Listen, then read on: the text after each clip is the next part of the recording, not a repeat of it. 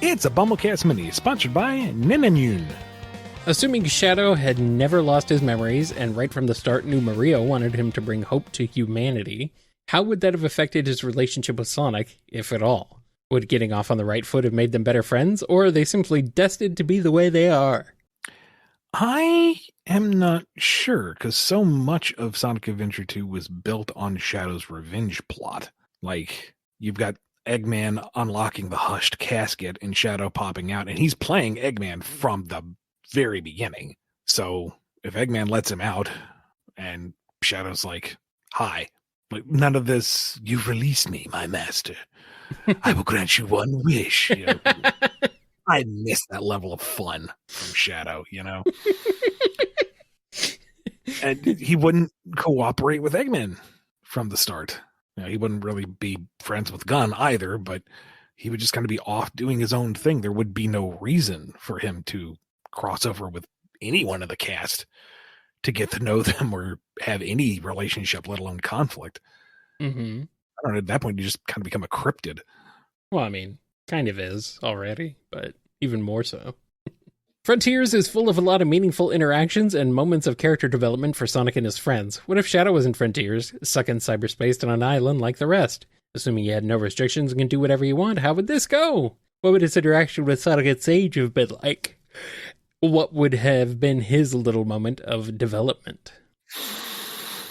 Hard to say off the top of my head, but if each one was kind of the character confronting a challenge or personal, or I'm trying to think how to define Knuckles as, because yeah, it is personal to want to get off the island, but I guess it's more societal as much of society as one counts. I'm getting too far in the weeds.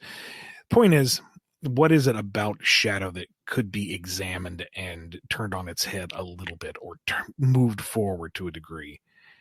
And I guess it might just be, for once, he's absolutely powerless. Like, he is wholly reliant on Sonic to get him out of cyberspace, and it would drive him up the wall. Like, he wouldn't want help.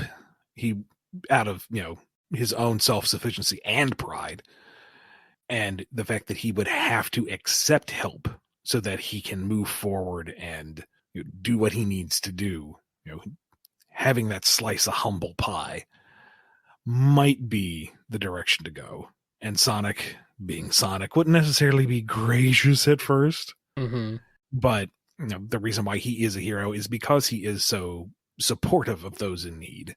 And so would, you know, eventually get to the point where he's, you know, helping Shadow along, or, you know, promising to unlock the binds and not making a big deal out of it. And there would be that kind of understood, unspoken respect there. Kind of like how they act in Sonic Prime. Yeah, I guess to a degree. Do you agree? Yeah. Yeah. I guess with Sage's involvement, her questioning would be, you know, someone who is quite clearly part of the Robotnik legacy, who is also steadfastly against said Robotnik line. Yeah. And where's that loyalty or lack thereof? Why is he so opposed when Shadow could counter with, why are you so loyal? You know, what is it that drives you to protect and defend Eggman the way you do?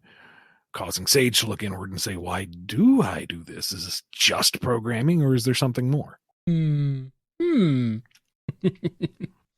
out they have more in common than they thought. Like a color scheme. Wow, that's true. But then Sage flips and becomes blue later. So More like Sonic. Ugh, gross. What would be Shadow's reaction to Lancelot, a version of him that accepts Sonic as his king and bows before him?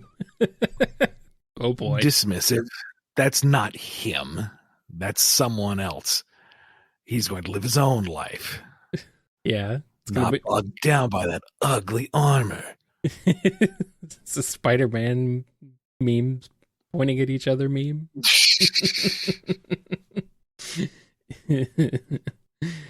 Oh boy, now we're getting into some what-if shipping scenarios. Somehow, against Shadow's will, Team Dark finds out about Shadow's crush on Sonic. How do Rouge and Omega react, and how do they wingman for him? Rouge would maliciously tease at first, but then, after she's had a couple of laughs, just that's it. She's had her fun, and she's going to just let Shadow do his own thing, as she always does.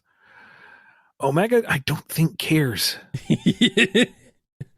Omega would ask, why don't you crush him? If he's going to crush you, why do you not crush him? Once he comes to the realization that it's a romantic thing, then understood, will not murder Sonic on your behalf. And that's it. At least not yet. Let me know if he breaks your heart. Then I will riddle him with holes.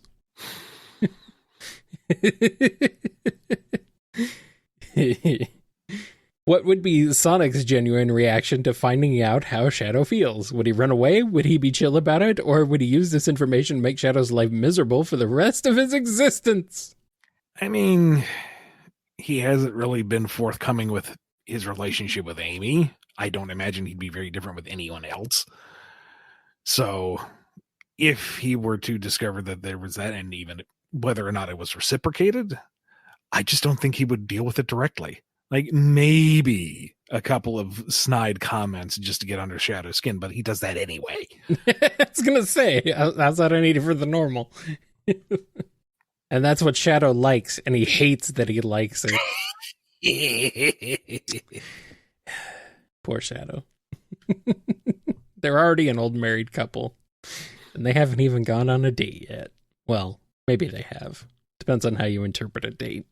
Sonic and Shadow are official. What's the reaction of their close friends to this information? Would everyone be supportive, flabbergasted, or would some be concerned due to their turbulent history? I feel like we've covered this. We have. I think we did this pretty much the same question on the other Sonadow Mini, but you know what? Oh well. I think there we said, generally everyone's fairly supportive, maybe more surprised than others, but yeah, like nobody's going to call him down on it. I think Tails would be a little surprised. I mean, joke answer for Amy. She's like, called it. There's no other reason why he would be running away from me. It had to be somebody else. I think Eggman would just be put out. It's like, oh, great. Now it's two of them at the same time. Eggman would be jealous. Wait, no, hold on. This is not Boom. Never mind. That's a whole other Boom plot. Uh-huh. That's one of the wonderful things about Sonic's world is folks are friendly and understanding and accepting. So yeah, outside of the initial, I thought you guys hated each other, it would be kind of the, okay. What would Sonic and Shadow gift each other, if anything, on Christmas? Something meaningful, something practical, or a joke gift?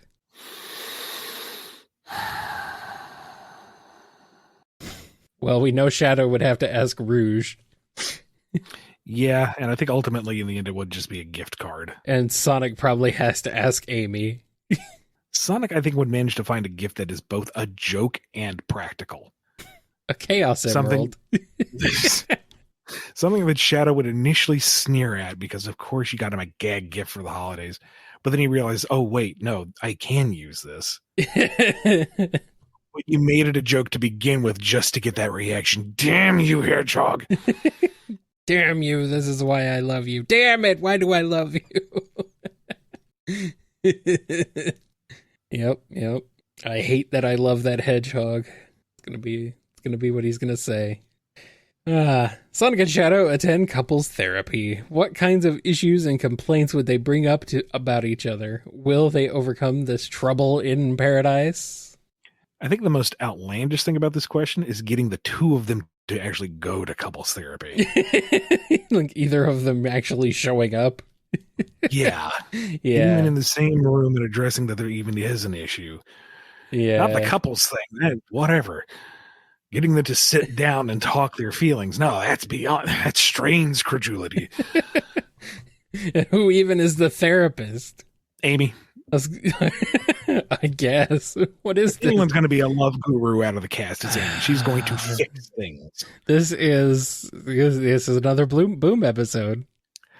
Yeah, okay. I mean, if we're I gonna wasn't be gonna go if there, we're gonna but be yeah. if we're gonna be honest, this would definitely be another Boom episode. I mean, it And could really- it could happen in the main universe, but I And really, don't that's what know. we're here for, isn't it? To be honest with each other. Yes. Oh wait, you're talking about Shadow. Sonic and Shadow. Shadow, is there anything you want to say to Sonic? No. Is there anything you need to say to Sonic? No. I think there's a lot to unpack there. I think you need to mind your own business. There's nothing to unpack. I don't own anything. Oh, Shadow, for pity's sake, you got more baggage than a train. Shut up. How would you be there? How would you know you're never there to observe it? And here we go. Meanwhile, Boom Eggman is listening in, jotting down all the juicy gossip. Oh, this is going to go great in my new tabloid. Sonic is the baggage.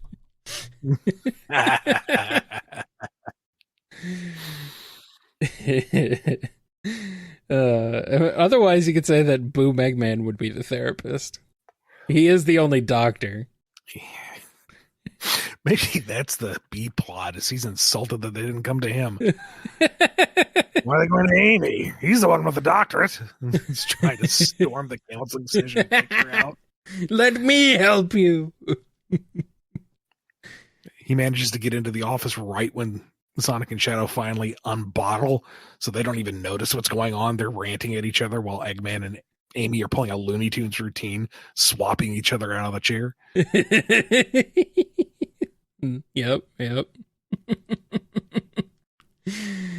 Oh, man. Another Boom episode we'll never see. It's Amy season. No, it's Eggman season. And here you go. Here's your punchline for the end.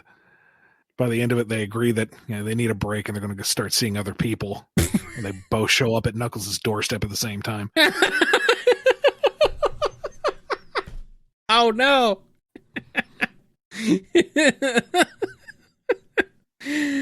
Oh, no. What a twist. Knuckles opens the door. You guys aren't my DoorDash.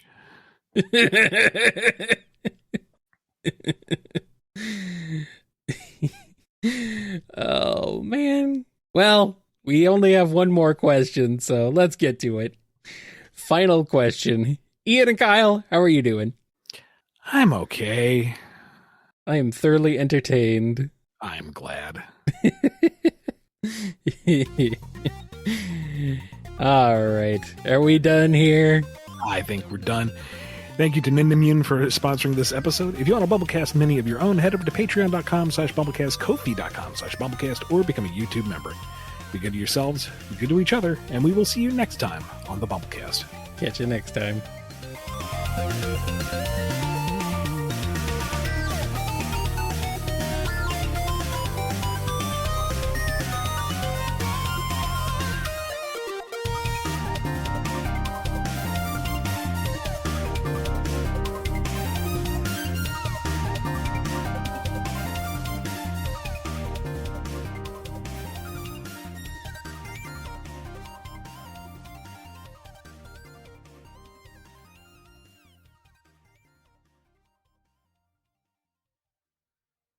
Up yours, children.